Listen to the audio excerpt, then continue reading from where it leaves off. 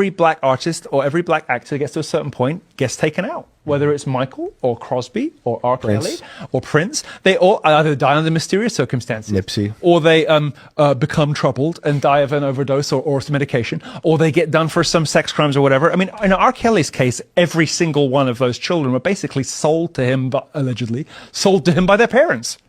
You know, and this is, you know, we'll talk. Yeah, maybe that's a conversation for another day. But you know, like there's so much of that in the entertainment industry, but there are no prosecutions of white artists. There are no prosecutions of country artists. Nobody. Madonna's never got in trouble for her 16-year-old boyfriends. Yeah, why haven't we got Eminem yet? No, where's Eminem? Where's Eminem? Could it have anything to do with this? The country stars you're thinking of. Well, Eminem. Yeah, country star. Okay, yeah. I'll tell you after the show. No, I mean Eminem woke up one day an angry lesbian, and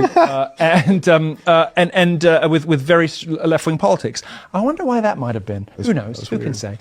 But it's only ever black artists who get their reputations absolutely ripped to shreds in public, get accused of the worst thing that a person can be accused of, right?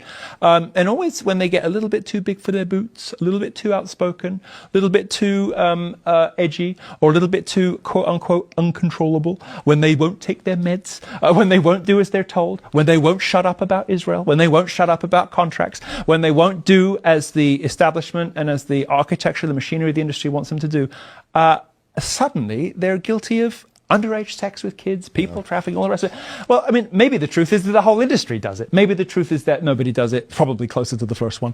But these selective prosecutions, I'm not a big, like, civil rights, let's defend black people for the sake of it guy. You know, I don't even really care for the music that much. I like Ye as a singular instance because he's an artist in a slightly different league and a different caliber than the rest of them. I don't really listen to the music from the rest of that genre, to be honest with you. But even I cannot deny that the prosecutions are targeted, selective, and gruesomely unfair in the way that they are played out in public, and the manner in which the juries are tainted and poisoned beforehand. But you know, this guy's like on trial, and Netflix decides to. I mean, come on. They murdered Michael Jackson. 100%. And they murdered someone gave Prince fentanyl. They murdered Michael Jackson after he started talking about Jews. And I'm not going to say that what he said about them was right or wrong or whatever, but it is a fact of history that, first of all, they released the recordings of a phone call where he was complaining about Jews in some not very pleasant language. And I think he had a similar problem with Jewish people that sort of universalized to Jewish people in general, which every